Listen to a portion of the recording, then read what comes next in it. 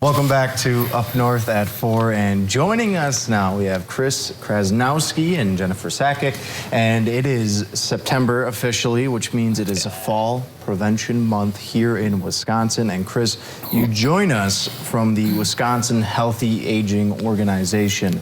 Tell us a little bit, for starters, what that organization's all about and what Fall Prevention Month is all about. Sure, yeah, well, happy Falls Prevention Awareness Month, everyone.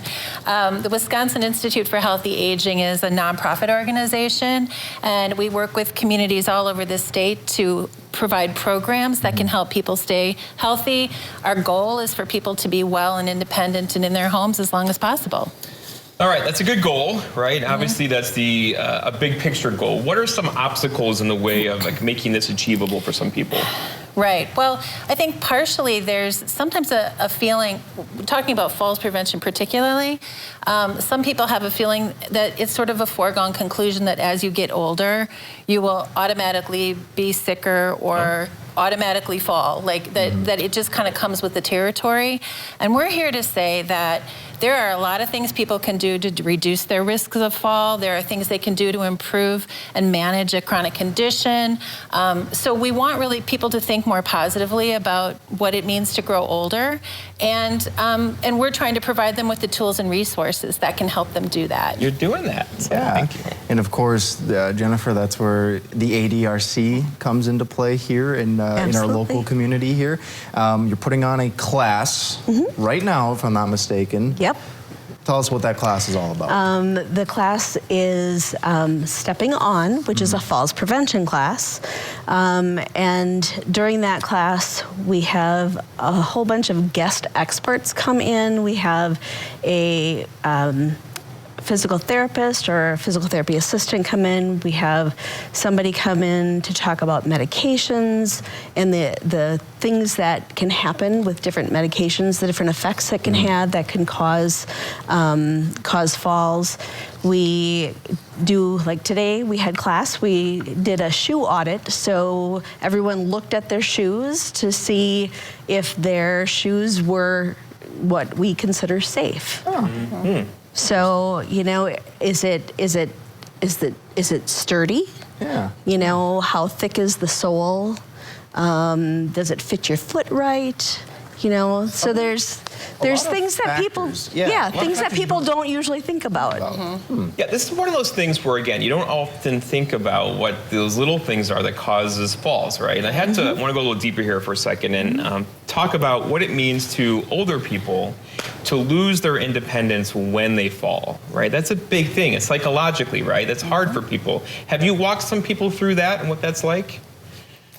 Yeah, what's that like? Absolutely. I mean, I know Jennifer does that a lot here at the ADRC. I know, like, in local communities when they see people one-on-one, what happens a lot when you have a fall is that you can lose a little bit of confidence. You start to feel as though, you know, I'm nervous now about having another fall. So sometimes people will stay indoors, not do things that they think might put them at risk.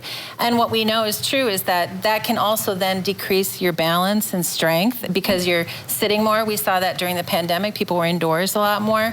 You know, Wisconsin has the highest death rate due to falls in the entire country. And we think in part, people want to know why is that. We don't know 100% why that is, but we don't have the data to prove it. But what we do know is that in Wisconsin, being a colder climate, it's not that they're slipping and falling outside so much. That happens. But most of the falls we know are happening in the home. And that's due to hazards in the house, like clutter in places, trip hazards like, you know, throw rugs and scatter rugs, the medications they take. There's a whole host of things that can cause a fall. And so we've tried to produce the kind of resources and tools through the Falls Free Wisconsin initiative that people can learn how to eliminate those hazards in the home and be safer.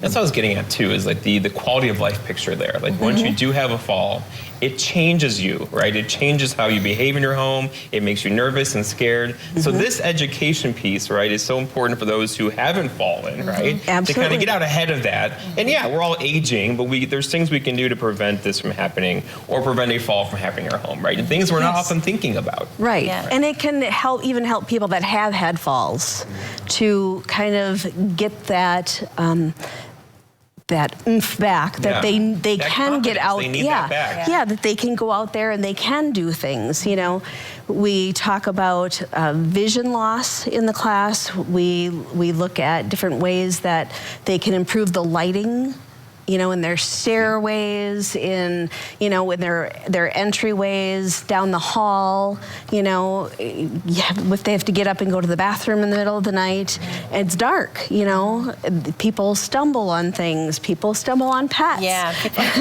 You know, Yep. so you know, and pets can sometimes be very fast. So they're there 1 second and they're not there the next. So we talk about all different sorts of hazards and things and different ways that people can go about getting around and figuring out how to avoid those hazards. Absolutely. And of course, there's a whole host of resources out there for people either to get ahead of it, or if they are, you know, a neighbor, a family member is getting up there in age and they just want to take the steps.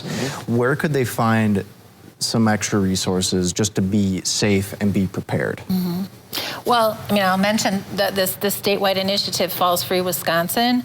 There's a website devoted to all things falls prevention. So people can come to that site, their families, their caregivers, and learn the different resources that we have available and be able to apply those to their own life situation and environment.